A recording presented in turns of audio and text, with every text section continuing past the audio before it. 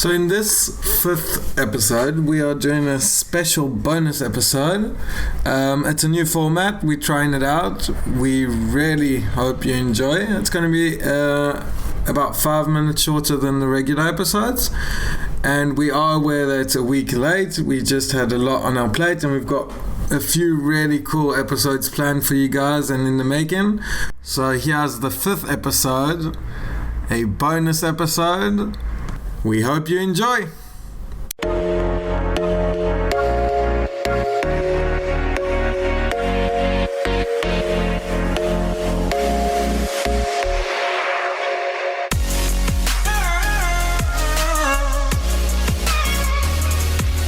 Special episode time.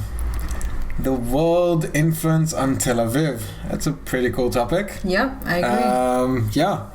So, a bit of a background. Tel Aviv is a very secular city in Israel. It's the cultural beacon of Israel. The biggest theaters for like plays, acts. The best nightlife, the best food. Best food, nightlife. There's tachbura, transport on Saturdays and on weekends when the majority of the country is closed. It just feels like you're not in Israel when you're there. So it's the peak of the Israeli society. Anything not to do with religion. It's not a sin city. But it's not religious. It's not religious at all. So you'll find the best non-kosher restaurants in Israel, in Tel Aviv. Mm-hmm. You can get hamburgers with bacon with cheese everywhere. I'd even go to the length and say that it's harder to find a kosher restaurant in Tel Aviv than a non-kosher restaurant. I can agree with that. The majority of the restaurants are open on Shabbat, which makes it non-kosher. And also until very late at night. Very late at night. In the general. City it's not 24/7, but most of the time it's very, very late. There's a very thriving nightlife scene in Tel Aviv. And you can pretty much get any service you need, even at the small hours of the night. AM/PM. So there's the AM/PM, which is like a convenience store, like a 24/7 convenience store that worked literally 24/7. Yeah. So they open on the weekends. There's a Tifdam. Tifdam sells like non-kosher meats, non-kosher products. Generally, a lot of products from overseas. It's a non-kosher grocery store chain. It's a chain of. And Tel Aviv has a beautiful beach, and it's got all beautiful restaurants. We said that twice already. Yes. They've got I live in Tel Aviv. Yeah, I don't live in Tel Aviv. The majority of people who live around Tel Aviv in the metropolitan drive into Tel Aviv or take transport into Tel Aviv daily, because a lot of the high-tech scene in Israel is in Tel Aviv. The airport is a short drive away. Yeah. It's like the gateway to Israel, pretty much. Yeah, and it's the cultural beacon, as we said before. Like capital, I guess you could say. You could say that the capital of Israel in the municipal area would be Jerusalem, in the religious area would be Jerusalem, but anything to do with culture is probably Tel Aviv. Yeah, absolutely agree. So today we're speaking about the influences of the world on Tel Aviv. It's a very specific episode. We thought it'd be nice to, do a very short topic and not a broad topic as we usually do. And we're going to start. The first thing that I noticed when we were thinking of ideas that we wanted to talk about was, this is specifically, I guess, American influence.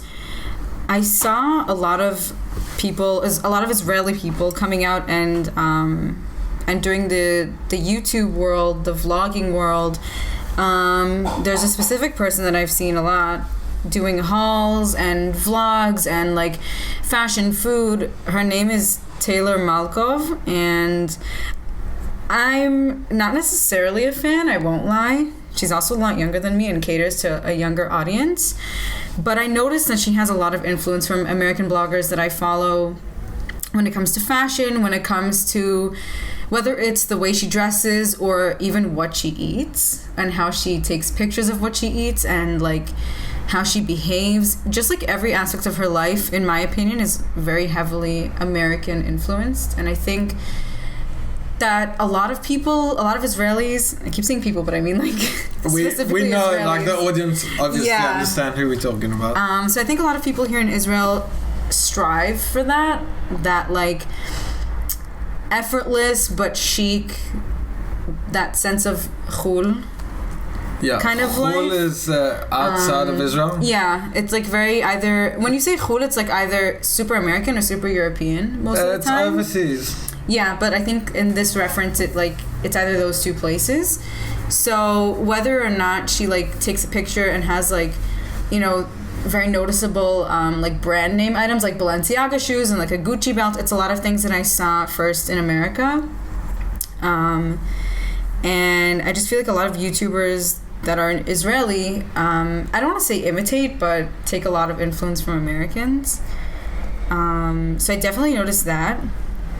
And the music as well, I think now became very American influenced here. I mean, the Western world generally is very influencing on Israel, being a Western country. So Israel takes a lot of influences from a lot of places around the world. I think America is the most noticeable. Like the most prominent.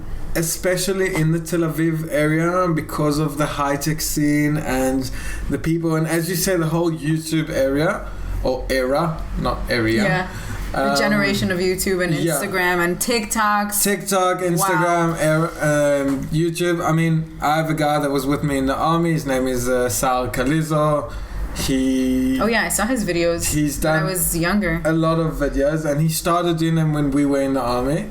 And he got very famous, and that's what he does today. He's got a TV show and stuff like that. And just if you guys were wondering, we're not sponsored by anybody. The people, the names that we bring up here are completely our own opinions, and it's I wish we were big enough to be sponsored. Maybe one day. Weren't we talking about merchandise the other episode? Oh, yeah. That was a few episodes ago. Yeah, I think we got a bit ahead of ourselves. A bit, yeah. But maybe in the future, it depends. Maybe. Anyways, that's completely our subjective opinions, but there are some really good YouTubers, and there's some really good vloggers, and there's the guys I told you, Metailim Baaretz, which are travelers in Israel. They do some really, really awesome content. We can link their channel in our bio. We can put it in, we'll put it on Facebook, we'll put it on YouTube. On all our social medias. Yeah, and it's like interesting to see how the American vlogging kind of style. Experience and style. Casey Neistat, what's his, you don't know him. He's a really famous American vlogger. Who is this? Casey. I'll show you later. Okay. Yeah, I didn't think about it overhead. Anyway, so he's really, really famous, and like the first person I saw to get really famous for vlogging is him, and he's like the most American figure that I could ever imagine, besides Trump, which is just all America. So yeah, I mean, like, in no way am I like, I don't know how to say this in English, yoredet. Like, I'm not trying to like condescend.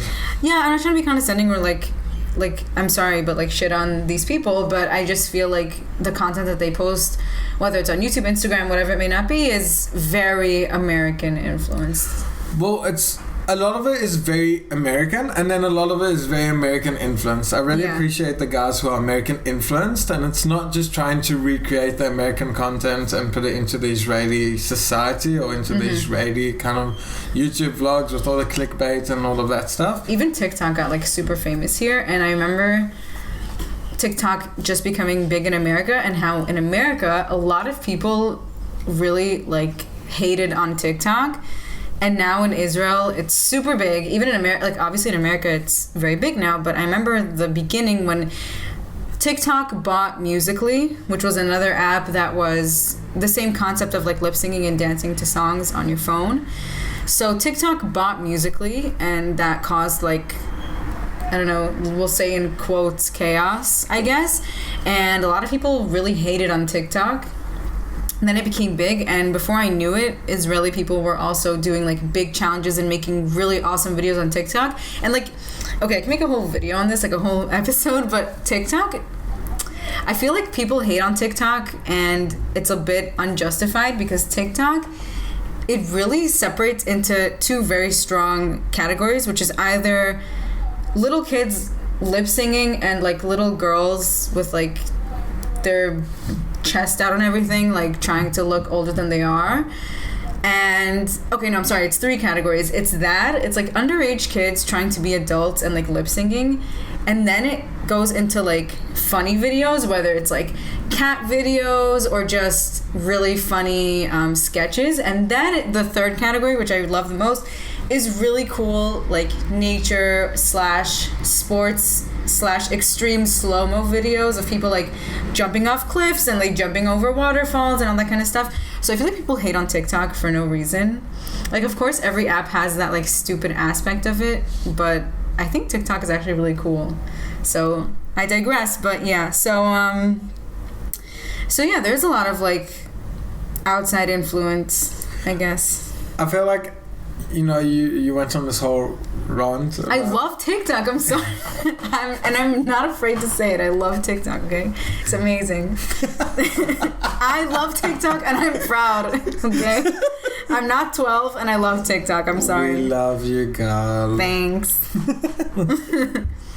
So, we just a bit abbreviated off the subject, but I do think that your reason for appreciating the app is similar to the reason that the influence is so strong, especially on Israel, but especially on Tel Aviv. So Tel Aviv, in the same kind of sphere as you divide it into three different subjects, is built up by people from the peripheral areas who make their way to Tel Aviv to kind of, you know, find themselves, try and make themselves in a big city. And Tel Aviv is the biggest metropolitan in Israel, and the nightlife here is always around. The high-tech scene is booming here. You can find jobs here waitering for a decent salary, just you know. Yeah. And the rent here is the most expensive, which is similar to... The rent is wild here. I don't get how you rent an apartment here. It's insanely expensive. It's not like renting in New York City, but it's still the most expensive in Israel. Yeah. Which is pretty crazy, because you think about, you know, people that make Aliyah to Tel Aviv, it's just insane how, you know, you're comparing what you made overseas, and you're like, oh, okay, I can make it, I can live in Tel Aviv and everything's fine. And then it's like, yeah, no. You need to understand, you don't make the same amount of capital in Israel. Every country has its own scale. So, like, my brother, for example, he interned in Tel Aviv in the summer, last summer. And he told me, like, I would totally stay here if I made better money. Because he lives in America with my parents. And that's, like, a very common subject that I hear from a lot of people who either visit or make Aliyah like me. And a lot of the reason, like, the big reason why people go back most of the time is because of the money. So that's the thing. Tel Aviv is a very expensive city, and it really is a cultural hub. And as with every other cultural hubs in the city, they are very, very expensive cities. Yeah. London, New York, you know, you look at these cities and you say to yourself, Sydney, it's really expensive to live in these cities. But it's because you can do everything, you can achieve whatever you want in the cities if you survive long enough. Yeah, that's the key, if you survive. So another influence that happens in Israel from overseas, and we'll go with the American example for now, is country music. So I'm no South or American from the South. Yeah, not South American. Southern American. Southern American. I'm a South African. Yeah. But if I'm not mistaken, country music is usually sung very patriotic songs. It's very, the songs are about love to the country, love to the woman, to the wife. And tractors. No, I'm kidding. That's totally racist. I'm joking. But yeah, no, there's a very strong parallel. Actually, it's funny because you brought that up and I didn't even realize. Because in Israel we have Mizrachit. Mizrachit is the Eastern music in a vowel translation. Yeah. But the meaning of it is the Eastern music, and it's Hebrew Arabic music. Okay. I guess it's the best translation. It's Hebrew music that tries to be Arabic music, and my biggest problem with it, there's a lot of really cool songs and very nice songs and the words are okay, but the majority of the songs are very lacking in decent lyrics. Mm-hmm. And all they sing about is how they're having a good time and how they miss their girlfriend, or they broke up with their girlfriend, and it's all about me. And it's really, really similar in a way to the country music. It's a lot That's true. How the individual very, it's music for the background and for the, what's avira? The atmosphere. For the atmosphere. Or To'onut Midbach. Yeah, it really is for the atmosphere. It's like you kind of ignore the words, because if you listen to the words, you get a headache. Actually, I will admit that I like a lot of Mizrahi songs, also because I grew up on it, but because there are some songs that are really, really, like, I guess, deep. Have you ever listened to the words?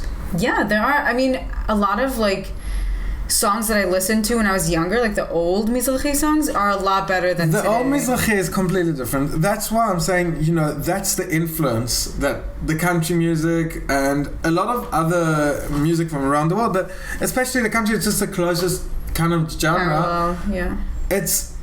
It's a very specific genre that's made for atmosphere, and the words don't really matter. No. And it's just, kind of have a good time and don't mean anything. Absolutely. It's more like party music or dikon. Exactly. And the words are something that everybody can somehow relate to, but they really lacking in... It's general. In content. Yeah. Like, it's just... or depressing, or patriotic, or about the girlfriend or boyfriend that broke up with you. And that's like, you summed it all up. Yeah. Also, I noticed, like with the new generations at least, the growing parallel of like pop artists in Israel to artists such as Billie Eilish, or I guess even not Dua Lipa, but I guess more Billie Eilish. She could be Irish. She could be Irish. That like poppy, techno-y, also lacking in depth lyrics with like all the sound effects. Like I remember this was like in the era of Vine, I guess, where there were all these like, I don't know how to even like, I don't think I would call it slang, but there were all these like noises that people would make, like yeet and ya and all that stuff, and I sound like a grandma saying this, but like Noah Kirel came out with her song Pouch last year. Okay, I've never heard it.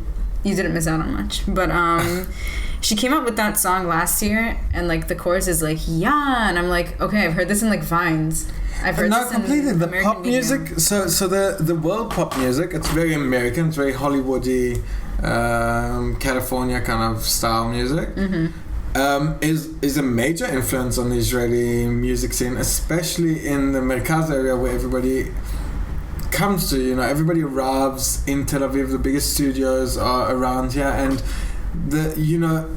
while walking in the street, you'll meet these pop artists, Mm-hmm. and they massive hits here in Israel, etc., like big etc., because they are all in Tel Aviv. Yeah. And the music is really similar. Like the music you'll hear in clubs in Israel is probably the American pop music. Yeah. Or the Israeli pop music. And like Noah Kirel, like she doesn't do anything original with her music, but I haven't heard any other Israeli artists do what she does besides maybe Static and Benel, which are also like, Static is super American influence. He speaks first of all, he speaks amazing English, and he also just knows a lot of general information about pop music all over the world. Like he's very I guess he's very in tune, but I guess like I would call it like fluent in knowledge of American pop, in K-pop, which is like Korean music. He's very musically intelligent, I guess. I just like made up a saying, but yeah, like that's what I mean. Okay, so he gets a lot, or if not most, of his influence from people outside of Israel, which is, you know, throughout the years, I'd say throughout the 70s and 80s, until the 70s and 80s, the society in Israel always tried to create something Israeli. It was to be very individual, to be disconnected from the world, not to have the American pop, not to have the British music, not to have the classic music from Europe. You know, a lot of the Jews that made Aliyah to Israel in the 50s and the 60s were great, you know, classic artists after the Holocaust and stuff like that, but the Israeli society kind of provoked making Israeli music and not this European, American, or, you know, Eastern music.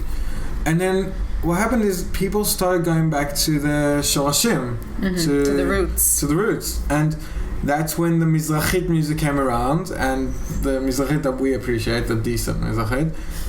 And then it started getting influenced by being a Western country, and America is the biggest Western country in the world, and it influenced all other Western countries, even England, you know. It influences Great Britain, and it influences Germany, and it influences everywhere, like the hamburger that's everywhere around. Oh my god. The food in Tel Aviv. The food in Tel Aviv is amazing. We'll start with that. Okay, yeah. If you want a decent meal, go to Tel Aviv. Like anything you could think of. Okay, I will say, like, I will put a kochavit, okay, like an asterisk. Apostrophe. Yeah, an asterisk. Yeah. An asterisk.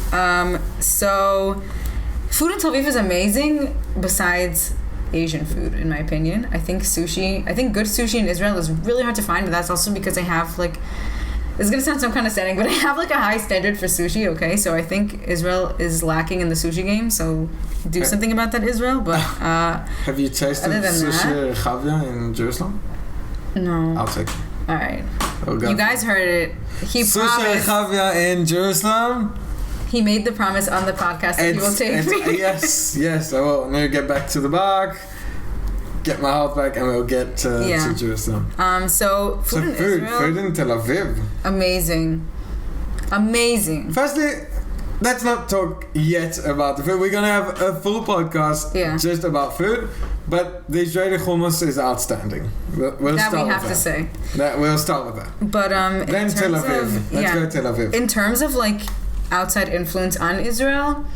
Hamburgers are wild here. Like, I think I liked hamburgers in Israel more than in America. The food here tastes really, really good. You have like an array of tastes always. Like, no matter what hamburger you'll go for, even if it's just a classic hamburger, it's gonna be really bomb. Okay, it's gonna be really good. Really, really good. Which is nice, you know. And like, we have a list of the best hamburger joints in Tel Aviv, and we'll throw them down right now. We like ranked them before we made the episode. This is ours. It's subjective, but I promise you that if you go to these, you'll enjoy it. Disclaimer: they're not kosher. Yeah, if anyone doesn't like bacon or cheese on their hamburgers, this is not for you. But we'll list the places that we really like in the description of our episode. Yeah, we'll do that as well. So you guys can try different places if you live here. But the great thing about hamburgers specifically in Israel, I mean in Tel Aviv, is that you can find like crazy toppings, like besides cheese and bacon, but you can find like pineapples on hamburgers here. You can find ribat batzal, which like onion jam, I guess. Jam, yeah, which is amazing. Like, you just assume that pineapple on a hamburger, which is amazing. I love it. A lot of people look at me weird when I say that. It's a nice contrast of sweet and savory. But you know, you'd assume everywhere in the world you could get a pineapple and throw it on a hamburger, and it just doesn't happen. No. Like, I found the biggest influence on the food, especially in Tel Aviv, is the massive American portions, which are supposed to be massive. Portions here got really big. But portions in Israel are really, really, really big. But that's something that happened over the last couple of years, I noticed. It wasn't always like that. Yeah. It happened over the last, say, 10 years. Like, I remember when I was a kid, like, visiting from America, because I was used to such big portions of food, I'd come to Israel and be like, this is it? Even though I couldn't finish the whole meal, like, just when I would look at the plate, it would look empty because I was used to such big portions. But now, Israel is... stepping up their game and pretty much getting to that American size of dishes. And it's not that food became unhealthy. It's not... Things just got bigger. Just the fast food. Like, it's just generally food, yeah. Like, the salads are very, very big. Mm-hmm. The meat meals are pretty big. And the meat is really good here. The pizzas are really big. Mm-hmm. Generally in Tel Aviv. Throughout the country it also happens, but we're specifically speaking about Tel Aviv now. So, okay, rank in order. First place, Tel Aviv. Today, while recording this, Broasted. Yeah, that we can agree on. We have a few things that we don't agree on, but Broasted is number one hamburger place in Tel Aviv. Period. Without a doubt. Okay. Second. I'm gonna say Vitrina, but you don't like them, so... I don't like them. They've got really, really nice chips. Their food... The hamburgers are so good, and I don't get why you don't like them, but we're not gonna talk about that right now. We're not gonna get into we that. know. I disagree. Second place for me will be the Fat Cow. Okay, I like Fat Cow, but like I said before we recorded, they're really small. They small, but the hamburger is... good quality. Wow. If you eat meat and milk together, Fat Cow. Mm-hmm. Third place. Port 19. Port 19. They have an amazing boerewors sausage.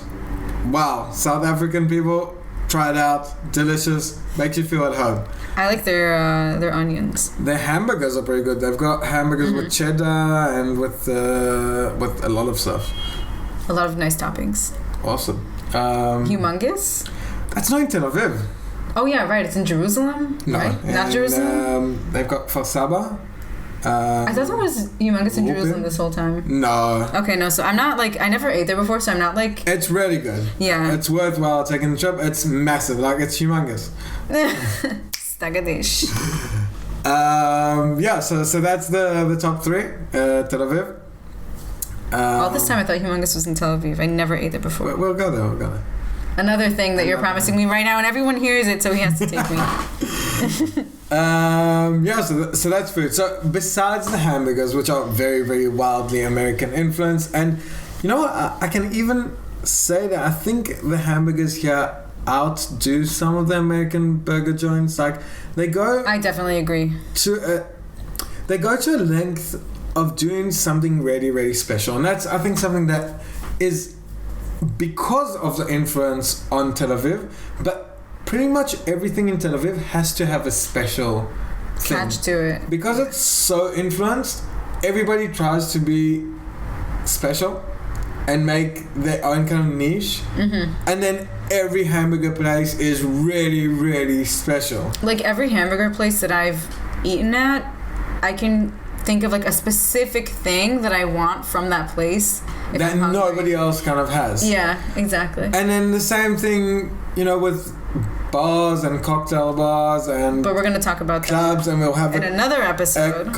It might be the next one, but we can't promise you anything. But we're going to have a complete episode just about the cocktail and alcohol scene in Tel Aviv and Israel in a broader spectrum. We're going to have an expert talk with us to you guys about that.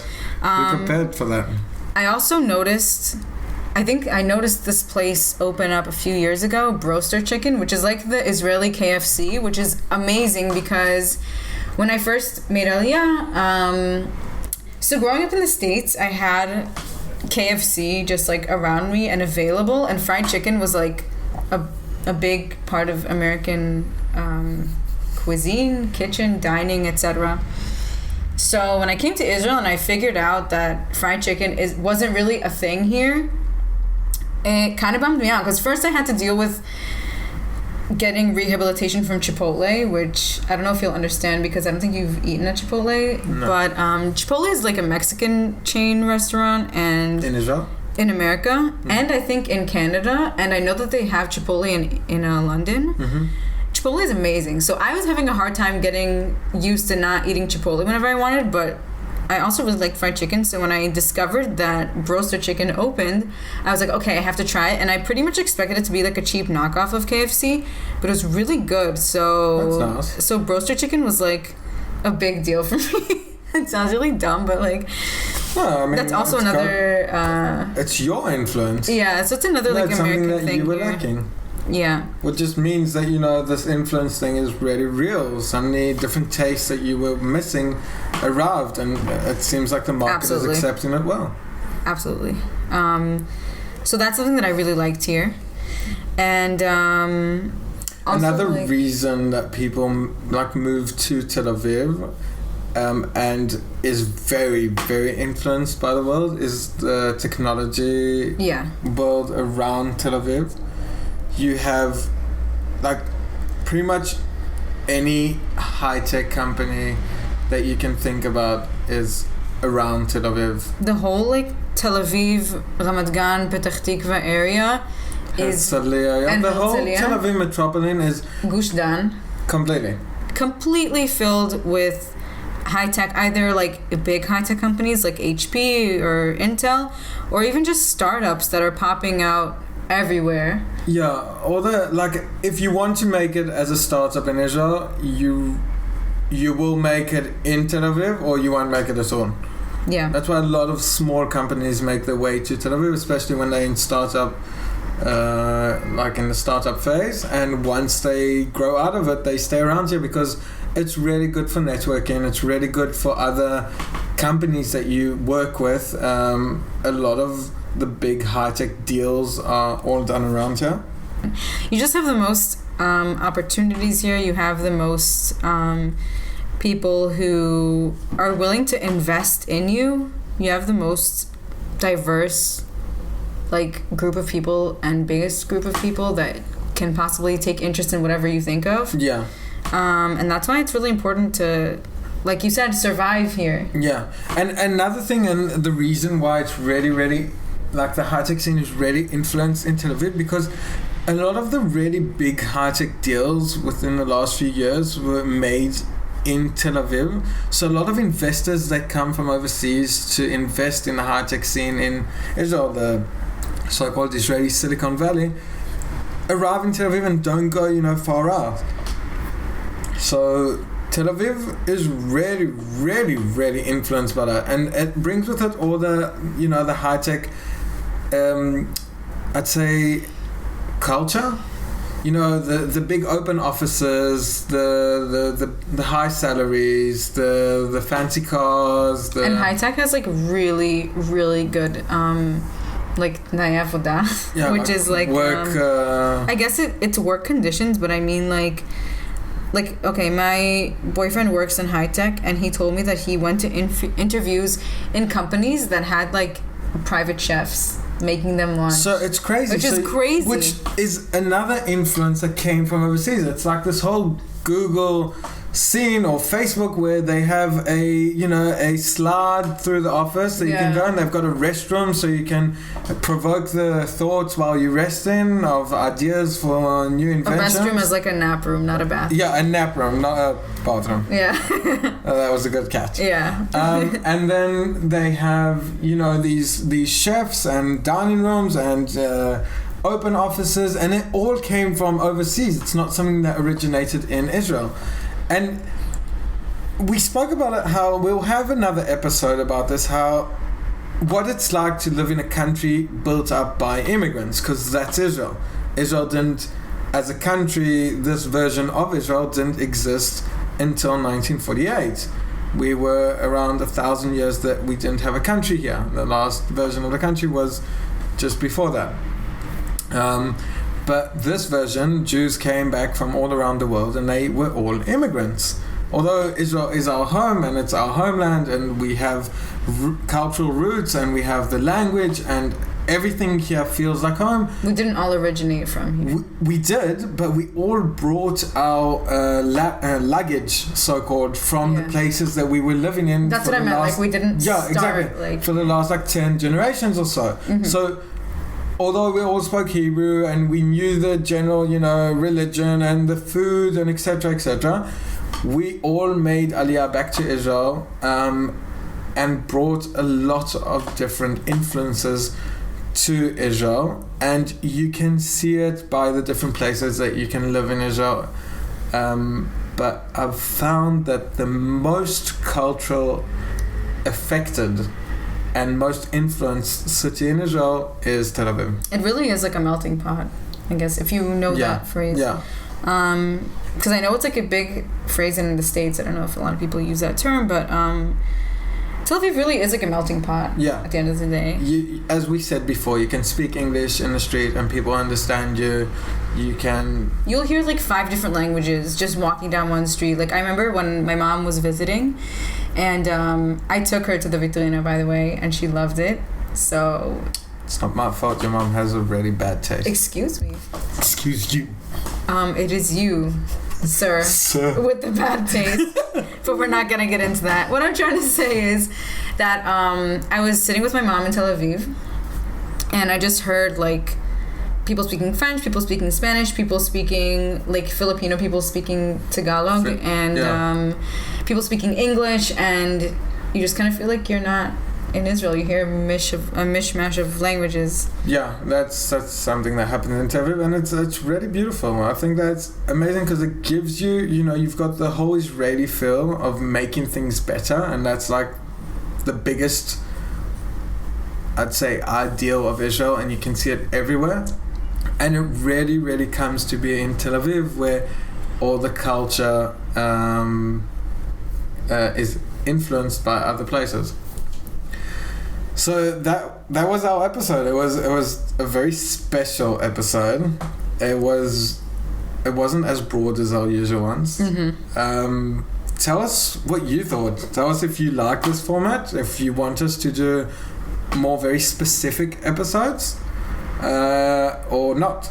And if you guys have any questions, comments, ideas, anything that you want to hear about specifically, we'd love any feedback, comments on our episodes, or you can send us an email at hafhpodcast@gmail.com.